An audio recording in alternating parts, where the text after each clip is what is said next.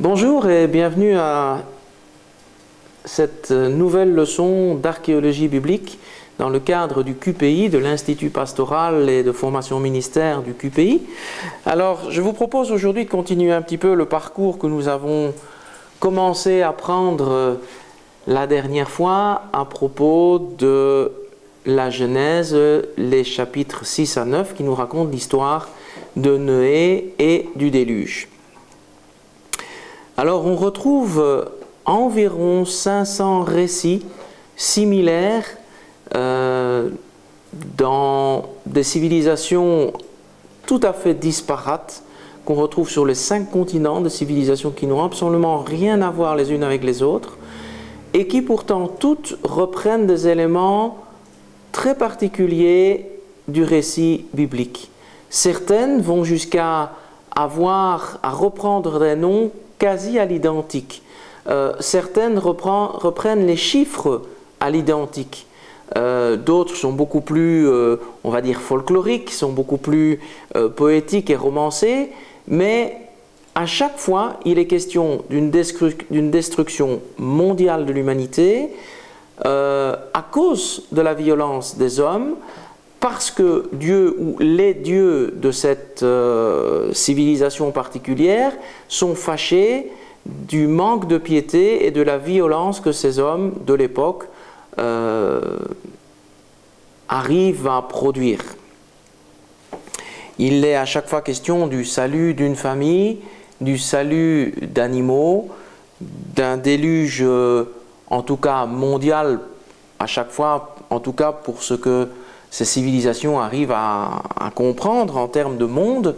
Et donc c'est très intéressant de voir que ce n'est pas le seul, la Bible n'est pas le seul livre dans lequel on parle d'un déluge mondial.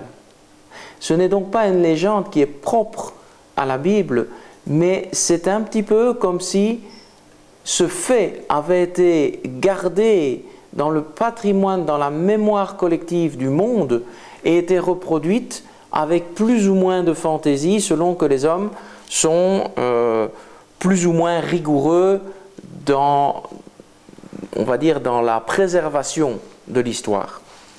On sait que le peuple juif a été particulièrement attentif à cause justement de son respect pour Dieu, ce respect, cette crainte respectueuse qu'ils avaient de la parole de Dieu, qu'elle soit une parole écrite ou une parole transmise oralement. Ce peuple, à cause de son attachement particulier, sa vénération particulière à la parole de Dieu, nous a donné une version qui est très très proche, identique aux faits qui se sont passés. Donc on va tout simplement faire un tout petit tour de ces différentes ou d'un certain nombre de ces légendes.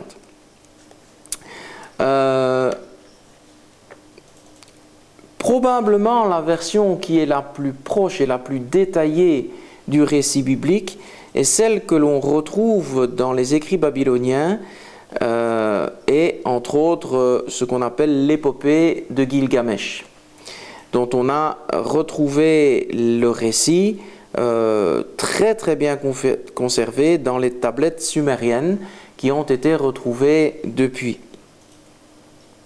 C'est également là que l'on retrouve d'ailleurs le récit de la tour de Babel, aussi un récit très très proche, pour ne pas dire identique, au récit biblique. Les héros changent, par exemple dans l'épopée de Gilgamesh, c'est le récit légendaire de l'ancienne Mésopotamie, en fait de l'Irak moderne. Ça change légèrement au niveau bien sûr des héros, mais de nouveau le gros de l'histoire est préservé. Il y a également le récit du déluge. Il y a un autre récit qui est en fait le poème du super singe qui a été ajouté plus ou moins vers 1200 de l'époque assyro-babylonienne et qui est en fait la traduction, la seconde moitié du récit sumérien, Gilgamesh, Enkidu et le séjour des morts, qu'on a dû retrouver qui a été ajouté, vers moins 700 avant Jésus-Christ. Donc cette légende est très proche du récit biblique. Je vous en fais ici un résumé très bref. Gilgamesh, roi de la ville d'Uruk, est dur et intransigeant envers ses sujets. À la demande de ceux-ci, la déesse Aruru, maîtresse de la cité, confectionne avec de l'argile un double de Gilgamesh, Enkidu, pour le remettre dans le droit chemin, personnifié à l'image d'Anu, le dieu du ciel, et de Ninurta, le dieu de la guerre. C'est un homme sauvage, dénué de toute élégance naturelle et destiné à être le miroir de Gilgamesh, son compagnon. Mais à la différence de celui-ci, il est bon. Les deux personnages se rencontrent en duel. Au terme du combat, tous deux comprennent leur complémentarité et s'allient pour accomplir de grands exploits.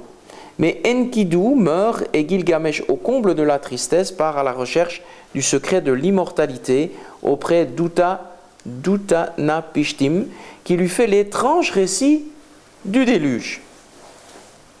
Au moment de partir, il lui révèle l'existence d'une plante de jouvence.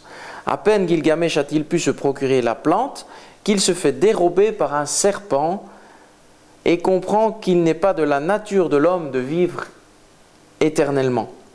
Une telle quête est vaine et l'on doit profiter des plaisirs qu'offre la vie présente. Etc., etc., etc. Et s'ensuit alors toute une on va dire, copie plus ou moins conforme du récit biblique. Vous aurez d'ailleurs ces notes au complet. Je vous ferai parvenir ces notes dans un fichier en PDF que vous pourrez lire chez vous. Mais je ne veux pas ici reprendre dans le détail ces choses parce que c'est un petit peu laborieux, c'est un petit peu long. Et vous pourrez lire ces choses. Ça vous montrera que le récit biblique est en fait copié de très près. Ce qu'il faut quand même préciser, c'est que le récit, babylonien est antérieur au récit biblique. Ce qui a fait dire à certains que le récit biblique avait été copié sur le récit babylonien. En fait, ceux qui ont vécu le déluge, à savoir M. Noé lui-même et sa famille, sont des gens qui ont vécu très longtemps, jusque plus de 900 ans. Et donc ils ont pu transmettre de leur vivant un récit particulièrement précis qui a été reporté de génération en génération. Et ils ont pu, de leur vivant, vérifier que ce récit soit transmis de façon précise, ni exagéré, ni en omettant des éléments importants. Ce qui fait que l'auteur même, ou on va dire le premier témoin oculaire des faits, a pu s'assurer que la genèse de la transmission de son récit soit absolument établie dans la vérité et dans, je vais dire, la précision des éléments. Ce qui est un gage aussi d'authenticité.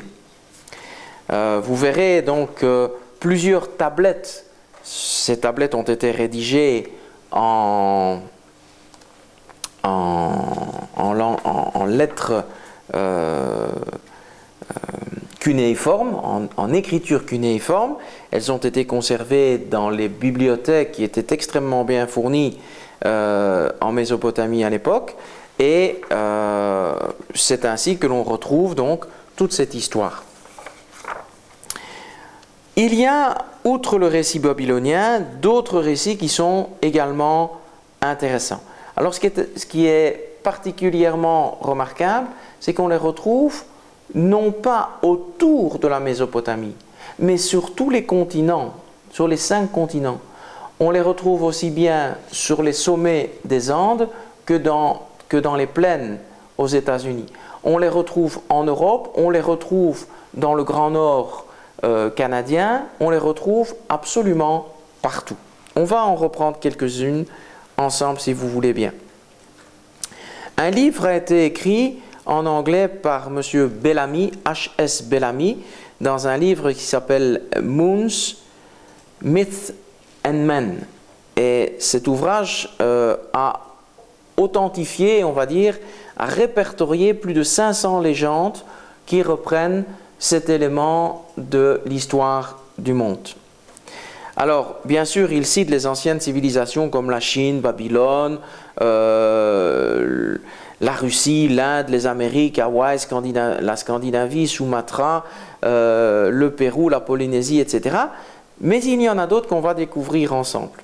Alors, à chaque fois, ces éléments reprennent l'avertissement d'une inondation à venir, reprennent la construction d'un bateau. Alors, ça va de la construction d'un bateau en passant par le fait que certains dieux jettent un élément en bois. C'est toujours un bateau en bois qui est donné, mais certains sous la forme d'une coquille de noix, certaines sous la forme de morceaux de bois, d'autres encore, on parle de roseaux géants dans lesquels les héros de l'histoire trouvent refuge et sont préservés avec des animaux. Donc il y a une variante au moyen de transport. Mais chaque fois, il s'agit d'un vaisseau, dirait-on, un vaisseau, un bateau fait de bois, soit qu'il est construit, soit qu'il est donné par le ou les dieux, et dans lequel les héros trouvent refuge.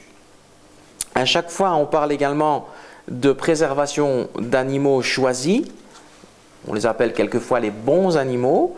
L'inclusion évidemment de la famille du héros principal. La libération d'oiseaux également. Après, c'est assez étonnant. La cohérence de tous ces récits fait vraiment un écho très intéressant au récit biblique. Par exemple, on peut reprendre peut-être juste quelques éléments du récit babylonien par rapport au récit biblique. Dans le récit babylonien, il est dit « Prenez la graine de toute créature, de toutes les créatures à bord du vaisseau. » Et Dieu dit dans la Genèse « Et toute chose vivante de toute chair tu feras. » Dans le récit babylonien, on entend « Je suis monté dans le bateau et j'ai fermé la porte ». Petite différence. Dans Genèse 7.1, Noé entra dans l'arche et un peu plus loin, le Seigneur lui-même ferma la porte. Dans le récit babylonien, j'ai envoyé une colombe, la colombe alla, puis revint, aucun lieu de repos n'étant apparu pour elle, donc elle est revenue. Dans le récit biblique, il envoya une colombe, mais la colombe ne trouva aucun lieu de repos et elle revint. Dans le récit babylonien, ensuite j'ai envoyé un corbeau. Quel était le retrait des eaux? Il l'a mangé, il l'a volé sur le point de ça, de là, et il ne revint pas. La Genèse, vous lirez Genèse 8, 7. Dans le récit babylonien, j'ai fait une libation sur la crête de la montagne, et dans Genèse 8, 20, Noé bâtit un autel à l'Éternel sur la montagne où il offrit des holocaustes. On voit que les récits sont très proches l'un de l'autre. Voici quelques autres endroits où on a retrouvé des traces de ce récit du déluge. En Australie, il y a le récit Kumai. À Babylone toujours, il y a le récit de Béros, qui est un récit alternatif. En Bolivie, on a le récit Chiriguanos. À Bornéo, le récit des Dayak, qui est une peuplade très connue à Bornéo, qui étaient d'ailleurs des chasseurs de têtes. C'est assez comique. Ces gens ont reçu l'évangile par la suite et c'est intéressant de voir que Dieu a su retrouver cette peuplade pour l'amener à la connaissance de l'Évangile. En Birmanie, il y a le récit Singpo. Au Canada, il y a plusieurs récits, mais nous citerons entre autres celui des Cris. Il y a également celui des Montagnais. On va en citer d'autres plus loin. La Chine, il y a de nombreux récits. Le récit Lolo, entre autres. Il y a le Kubaït, le récit des aborigènes. En Afrique de l'Est, on parle du récit des Maasai. Les Maasai, donc cette peuplade légendaire d'éleveurs haut en couleur, au propre comme au figuré, a, au niveau oral, retenu l'histoire du déluge. En Égypte, il y a le livre des morts qui parle du récit du déluge, d'une version du récit du déluge. À Fidji, on a la tradition Walavu Levu. Alors vous m'excuserez la prononciation, mais certains de ces noms sont assez compliqués. Donc vous verrez bien dans les notes que vous recevrez pour en faire peut-être une correction. En Polynésie française, on a le récit de Raitea. En Grèce, on a le récit de Lucien. Il ne faut pas oublier non plus qu'on a le récit d'Ovide en Grèce. En Guyane, on a le récit de Makushi. En Islande, le récit Edas. Dans les îles Andaman, on a le récit des îles Andaman. En Inde, plusieurs récits existent, plusieurs histoires existent. L'Inde étant un pays assez énorme, on a le récit Bil, le récit Bil, pas comme le prénom, mais B-H-I-2-L, un L, pardon, excusez-moi. En Inde, on a le récit Kamar. On a en Iran le récit Zend Avesta, le récit aussi zoroastrien. En Italie, le récit poétique d'Ovide, vous m'excuserez, je viens de vous dire que c'était en Grèce, c'est en Italie. Hein, voilà. Il y a dans la péninsule malaise le récit Jekun. Au Mexique, il y a le codex Chimalpopoca. Chimalpopoca, le codex. Au Brésil, il y en a un autre au Brésil qui est le récit Huichol. En Nouvelle-Zélande, le récit Maori. Au Pérou, il y a le récit des Indiens Warochiri. En Russie, le récit ou la légende Vogul. Aux États-Unis, en Alaska, le récit Kolushis. Aux États-Unis, en Alaska toujours, le récit Tlingit. Aux États-Unis, en Arizona, le récit Papago. Et dans la province, dans l'État d'Hawaï, toujours aux États-Unis, la légende Nuhu. C'est assez comique que ça ressemble particulièrement au nom de Noah ou de Noé ou de Nuhum. Toutes ces versions du nom de Noé, on les retrouve un petit peu dans plusieurs légendes.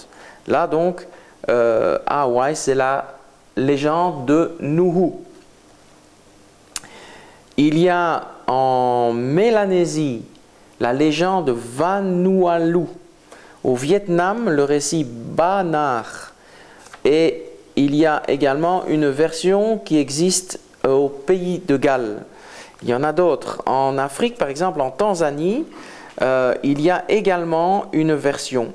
Je vous disais qu'en Chine, il y avait plusieurs histoires. Il y en a une autre par rapport à celle que je vous ai déjà dite. C'est le récit, le classique chinois qui est appelé I King et qui raconte l'histoire de la famille de Fuyi qui a été sauvée d'une grande inondation. Bien sûr, nous avons déjà cité celui de Gilgamesh, le récit de Gilgamesh. En Chaldée, toujours dans la région, il y a un homme du nom de Xisutrus, le dieu Chronos, le fait mettre en garde d'un déluge à venir et lui dit de construire un bateau. Ce bateau devra avoir certaines dimensions. Il est instruit d'y mettre sa famille, ses amis et deux ou un couple de chaque animal, mâle et femelle. Et de nouveau, cette idée d'envoi d'oiseaux et puis un qui ne revient pas et le débarquement. En Inde, il y a l'histoire, la légende d'un homme appelé Manu, qui est très intéressante également. Il est dit que Manu, tandis qu'il se lavait, sauva un petit poisson de la gueule d'un plus gros. Et ce petit poisson lui dit: si tu prends soin de moi jusqu'à ce que je suis arrivé à mon plein développement, je te sauverai des choses terribles qui vont arriver. Manu lui demande de quelle chose il s'agit, et le poisson lui révèle qu'un déluge est sur le point de détruire la terre entière, et lui assure sa protection. Ainsi, Manu en question va garder ce petit poisson en le mettant dans un vase d'argile qui va à chaque fois grandir jusqu'à ce que ce poisson ait une taille gigantesque, et finalement c'est lui qui va tracter le bateau et le mettre à l'abri. C'est, comme je vous le disais au départ, ce sont des versions poétiques, hautes en couleurs, mais qui n'ont pas toute la véracité, toute la précision et on va dire toute la logique du récit biblique. Ce qu'il y a de particulier avec le récit biblique, c'est que on se contente de rapporter des faits qui peuvent aujourd'hui nous sembler difficiles à croire, mais il n'y a pas d'extrapolation. Des choses se passent, mais on sent bien qu'il n'y a pas d'exagération ou d'extrapolation. Le récit est sobre, alors que les autres récits font appel à toutes sortes de choses très très fantaisistes. On a également une légende en Australie parmi les aborigènes, on en a plusieurs d'ailleurs, qui existent en Australie à propos du déluge. En Grèce, on a le récit d'Ogygès, le récit de Deucalion, le récit de Philémon et Baucis, le mythe également de l'Atlantide, dont certains d'entre vous ont pu entendre parler et qui nous est relaté par le célèbre Platon. Donc toutes ces choses qui relatent l'une ou l'autre version du déluge, il y en a évidemment beaucoup. Platon donc relate son histoire dans le livre 1 des Lois, pour ceux qui ont envie d'aller jeter un petit coup d'œil sur le récit original de notre Platon. En Amérique du Nord, évidemment, il y en a beaucoup. Il y a dans les premières nations indiennes, ce qu'on appelle les premières nations indiennes, les Amérindiens, les Indiens d'Amérique, qu'ils soient du sud ou du nord, sont appelés les Amérindiens, à la différence des Indiens qui sont en fait les habitants des Indes. Il y a des récits assez intéressants chez beaucoup de ces premières nations indiennes. Alors on parle des montagnais, des Kwakiutl, des Haïdas, des pieds noirs, à ne pas confondre avec les pieds noirs d'Algérie, n'a rien à voir, les Pengas, les gens du sang, les Sarsis, les Cris, les Hurons, les Iroquois, les groupes Atapashkan, les montagnais Naskapi, les Watawe, les Salish, les Noutkas, les Haïdas, les Tsimchias et les Tlingits. Donc tout ça sont les premières nations indiennes, il y en a eu beaucoup, dont certains ont quasi été décimés par l'invasion des premiers colons venus d'Europe, mais toutes ces premières nations ont conservé un récit du déluge. Alors ces récits ont chaque fois été conservés, ont été d'abord entendus au grand étonnement des premiers colons. Par exemple, lorsque les premiers missionnaires catholiques sont arrivés dans ces pays, alors qu'ils partageaient l'évangile, ils ont été très surpris de s'apercevoir que les autochtones avaient déjà une version et que cette version ressemblait, dans certains cas, très fort à la version biblique. quelque part, c'était très étonnant. Hein.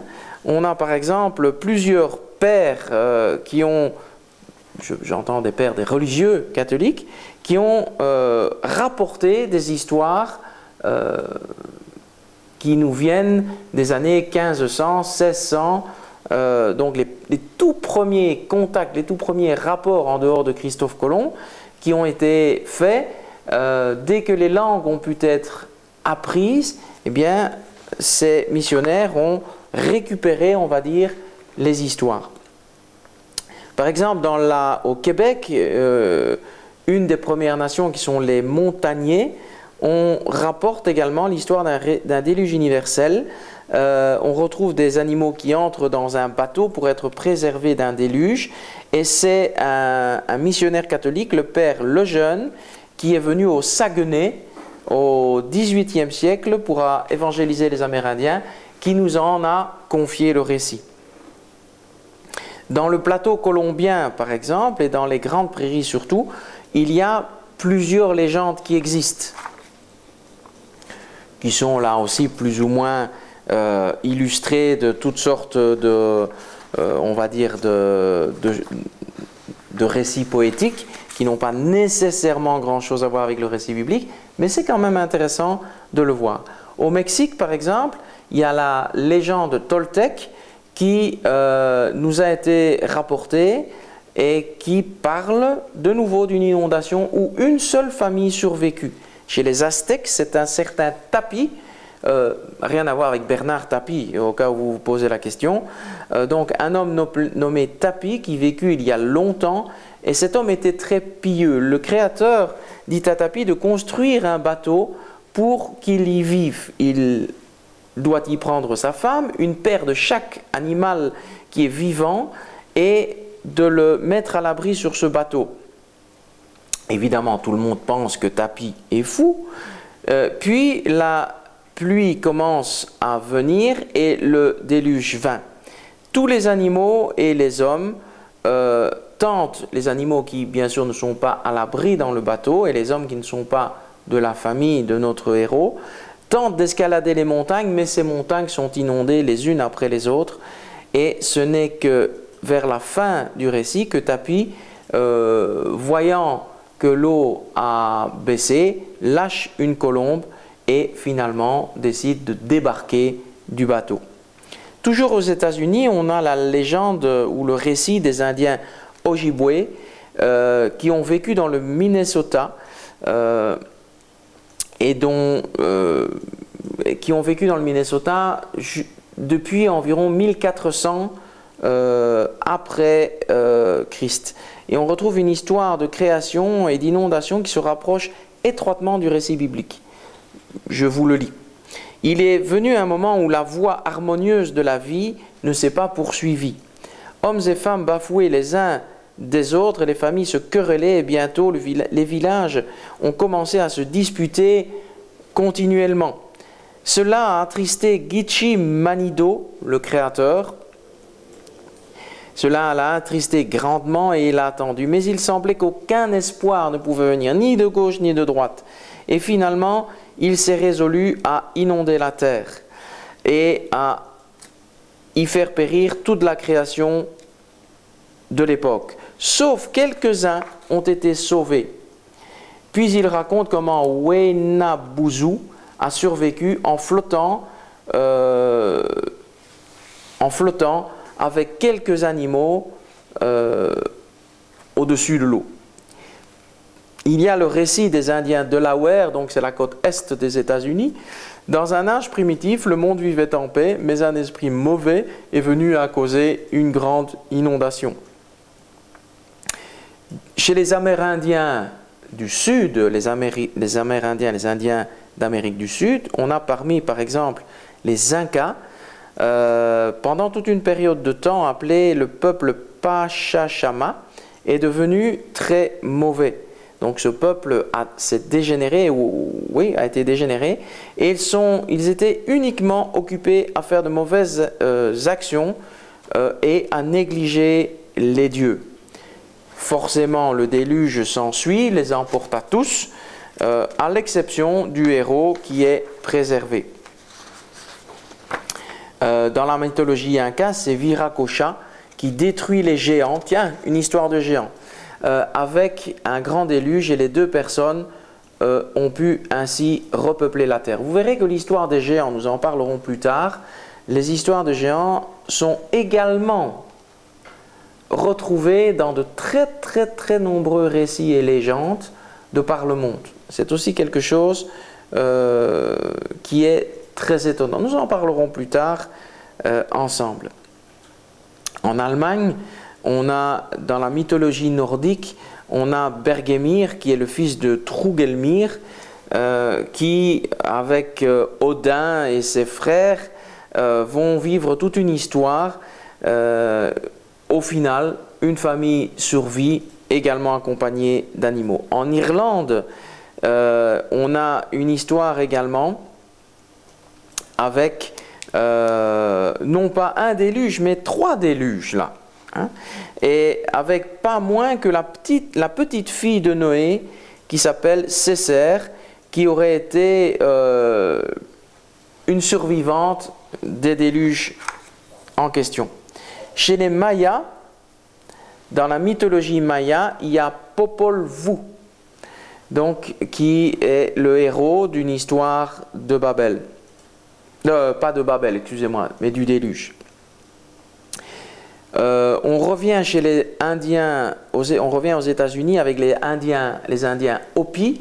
Les Indiens Hopi, d'ailleurs, ont ceci de particulier, c'est qu'ils ont, à travers toute une série de dessins, on va dire de dessins prophétiques, ça nous le verrons dans le cours d'eschatologie, les Indiens Hopi ont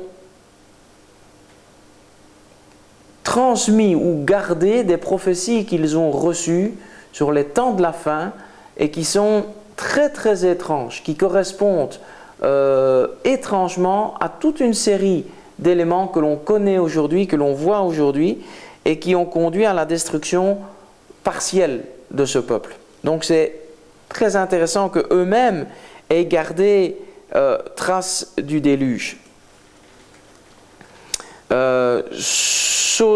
Sotuknang a donc été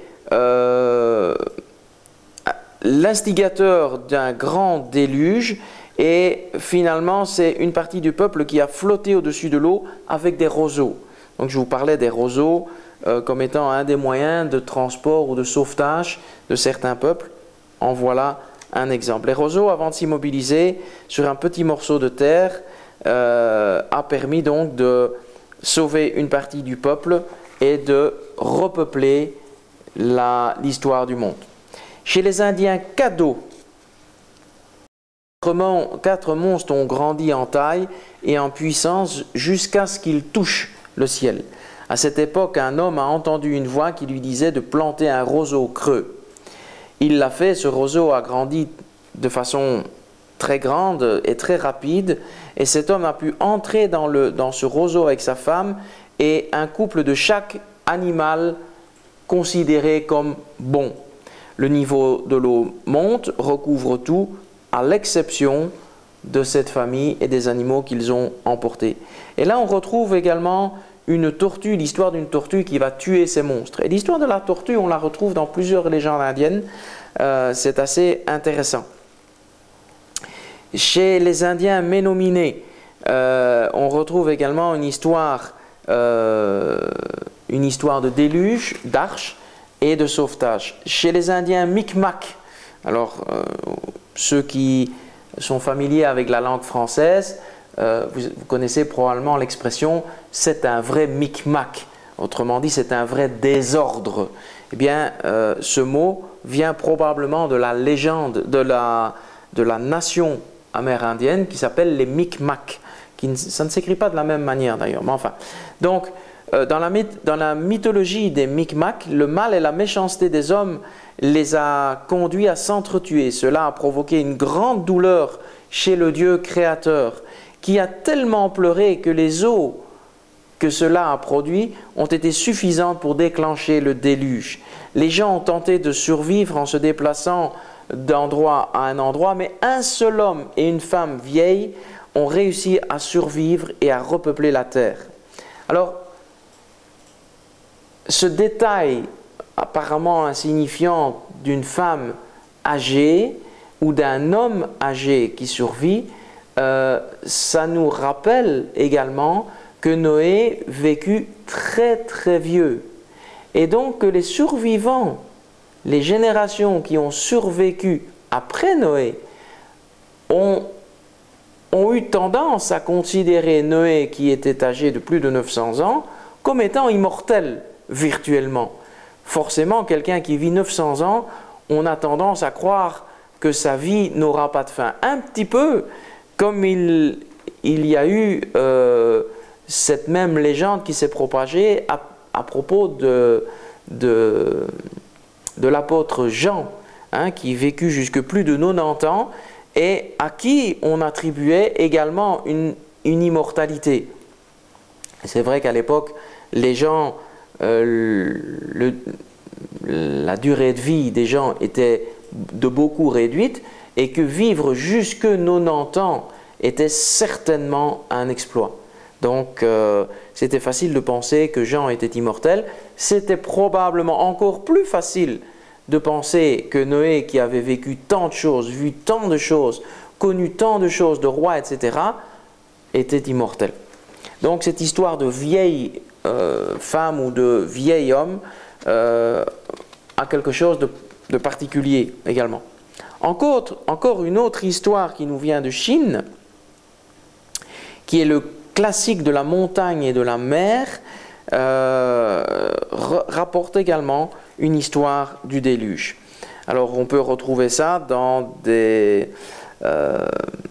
plusieurs livres qui existent, que vous retrouverez également dans la bibliographie des notes que vous recevrez. En Inde, encore une légende qui existe, la légende de Matsya, ou d'un poisson en sanskrit, qui est le premier avatar de Vishnu. En Indonésie, dans la tradition Batak, il y a également une histoire de déluge qui va être la cause de la race humaine, de la perte de la race humaine, puis finalement il y aura un repeuplement, etc. En Polynésie, il existe un récit en tout cas du déluge, comme à Tahiti, où un couple humain réussit à fuir avec leurs animaux et à survivre. En Nouvelle-Zélande, la tribu maori de la côte est de la Nouvelle-Zélande ont également conservé une légende très proche du récit du déluge, où par exemple dans cette histoire, on a un élément de baleines à bosse qui sont impliqués. Bien sûr, ça n'a rien à voir avec le récit biblique, mais c'est un petit peu ce côté poétique qui fait son entrée. À Hawaï, donc un des États, des 50 États américains, Hawaï, c'est un couple d'humains, Nuhu et Lili Noé. C'est quand même étrange. Hein? Nuhu et Lili Noé ont survécu à une inondation en se mettant sur le sommet du Mauna Kea, sur la grande île. Nuhu fait des sacrifices pour la lune, à qui il attribue à tort sa sécurité. Kane, le Dieu créateur, descend sur la terre, sur un arc-en-ciel, tiens donc, et explique son erreur à Nuhu, qui accepte, et donc le Dieu accepte également son sacrifice. L'histoire d'ailleurs de l'arc-en-ciel se retrouve dans un certain pourcentage des récits du déluge. Pas sur tous, mais sur quelques-uns quand même, l'histoire de l'arc-en-ciel est mentionnée. Dans les îles Marquises, il y a un récit d'un déluge où seulement 6 personnes survivent.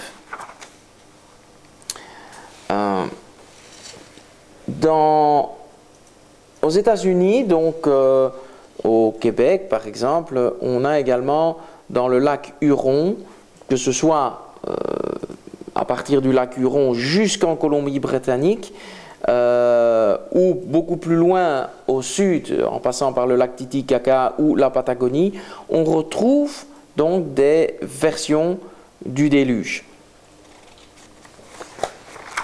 Alors, il y a en Amérique du Sud, il y a des récits très intéressants qui nous sont parvenus. Les Indiens des Andes ont donné un récit très particulier, ont donné des versions du déluge universel très intéressantes. Par exemple, ils avaient un mot particulier, c'est l'Oklepachakuti, qui signifie déluge universel. Ça ne s'invente pas. Et ces récits nous sont parvenus à travers les premiers découvreurs de l'Amérique, les premiers qui ont pu trouver le moyen de comprendre la langue et de rapporter les histoires. Alors je vais vous citer certaines de ces histoires parce qu'elles sont très intéressantes. Il y a une version qui nous est parvenue grâce au chroniqueur Pedro de Chiesa de León, qui a passé plusieurs années dans les Andes à se familiariser avec les langues autochtones et les coutumes indigènes. Et dans ces livres, on trouve les récits du déluge. Certains prétendent avoir été les témoins oculaires de ce récit duquel on a préservé la trace. En 1550, ce chroniqueur résume la croyance d'un ancien déluge répandu chez tous les Indiens qu'il avait rencontrés. Et il en donne le récit suivant. Ces nations disent que jadis, de nombreuses années avant les Incas, la terre fut très peuplée et qu'il y eut une grande tempête et un déluge. L'océan déborda et les eaux envahirent la terre de telle sorte que tous les peuples moururent, parce que les eaux montèrent assez haut pour recouvrir les pics les plus élevés de toutes les chaînes de montagnes. Les autres peuples des montagnes, et même ceux des terres basses, disent que personne n'échappa à la noyade, sauf 6 personnes qui s'échappèrent dans un petit bateau ou une barque et qui donnèrent naissance à tous les peuples qui ont vécu depuis lors. Et il ajoute, ne mettez pas cela en doute, lecteur, car tout le monde l'affirme et dit que j'ai écrit cela à propos. Un autre récit qui nous est donné par un certain Cristobal de Molina nous dit ceci, et ce récit vient de Cusco et date de 1572. Il dit que les Indiens avaient de grandes connaissances du déluge. Ils disent que tous les êtres et les créatures vivantes y périrent parce que les eaux s'élevèrent au-dessus des sommets les plus hauts et qu'il y eut au monde à l'époque et que rien ne survécut si ce ne sont un homme et une femme qui furent sauvés dans la caisse d'un tambour. Hein, je vous disais que les moyens de locomotion avaient un certain nombre de variantes. En voilà une qui est originale. Une autre mention du déluge est faite par un père catholique du nom d'Avendano qui dit ceci: pour tenter d'enseigner la foi chrétienne aux Indiens, il dut faire particulièrement attention à leurs récits. Et voilà ce qu'il raconte. Comme les Incas n'avaient pas de livre, ils ne pouvaient pas savoir ces choses. Leurs histoires disent que des choses anciennes dont ils ont la traduction dans leur Quipos, ils ne se rappellent pas de ce qui remonte à 400 ou 500 ans. Avant cela, disent-ils, c'est le Purun Pacha, ce qui signifie le temps dont on n'a pas gardé trace. Ils ne se rappellent que du déluge lorsque Dieu submergea le monde par l'eau et disent que c'est à cause des péchés de l'humanité. C'est quand même étonnant. Les Indiens admettent qu'il y eut un déluge et ils l'appellent le Lokla-Pachakuti. Donc ce fameux déluge universel. Ils avaient donc un mot particulier pour cela. Un autre récit nous est gardé par Bernabré Kobo en ces termes. Les Indiens de la province d'Ancamarca, dans le district de Cusco, avaient la légende suivante. Ils disent que lorsque le déluge est imminent, les lamas qui sont comme des moutons dans le pays était pendant un mois tellement désolé qu'il ne mangeait pas, et la nuit se contentait de regarder les étoiles jusqu'à ce qu'enfin un berger réfléchit à la situation et leur demanda la cause de leur détresse. Ils répondirent qu'ils devaient regarder un certain groupe d'étoiles qui conspiraient et qui se consultaient à propos de la destruction du monde par un déluge. Ces histoires de lamas qui parlent, ça nous rappelle aussi l'histoire d'une ânesse. Mais bon, on verra ça dans un autre cours.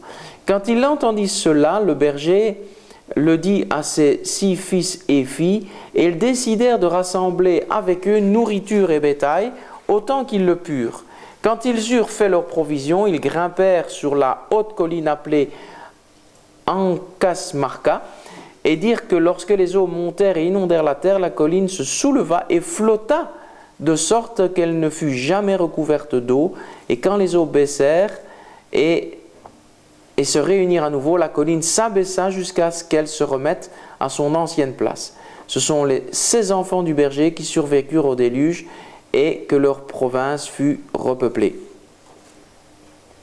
Autre version. Une partie des légendes andines sur le déluge fait référence à l'arc-en-ciel comme symbole entre Dieu et les hommes qu'il n'y aurait plus de déluge universel sur la terre. Entre la région des Andes et la Mésopotamie, il y a une distance énorme. On ne peut pas dire que c'est la peuplade voisine. Il y a des distances énormes. C'est étonnant donc que ces peuplades aient gardé un détail aussi particulier en donnant la signification d'ailleurs de ce détail. On trouve au moins 2 références à cette tradition dans les récits espagnols, celui de Cabello Balboa, qui date de 1586 et qui décrit les frères Ayar qui allèrent fonder la ville de Cusco. Une autre version semblable date de 1572 et se retrouve dans l'œuvre de l'écrivain Molina. Alors, un texte a été écrit ici, que je vous lis. Ce texte a été écrit en 1653. Les autres fables qui racontent à ce propos commencent par l'origine des hommes avec le déluge dont tous les Indiens avaient une grande connaissance, bien qu'ils n'en sussent pas plus, si ce n'est que c'était Viracocha, le héros. Ils étaient convaincus que, comme à ce moment-là le monde était perdu à cause du déluge, il le serait à nouveau détruit par une des choses suivantes. Et là, je vous rappelle ce que je viens de vous dire à propos du cours d'eschatologie. Donc, ces Indiens,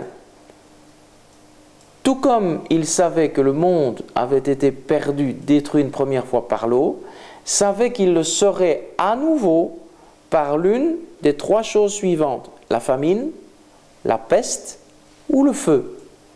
Or, c'est étonnant de se rappeler que la prophétie donnée par Jésus, dans les derniers temps, il y aura des famines, des pestes, des tremblements de terre, et de se rappeler également ce passage de Pierre, de l'épître de Pierre, où il est dit, comme la terre a été détruite par l'eau, la terre d'aujourd'hui est réservée pour le feu. Mais ça, nous le verrons dans le cours donc d'eschatologie biblique. Voilà, nous allons mettre une pause pour le moment. Nous reviendrons donc, nous poursuivrons notre lecture et notre recherche un peu plus loin après. Merci d'être resté à l'écoute. N'oubliez pas de continuer la lecture de la parole, c'est important. On vous retrouve très bientôt.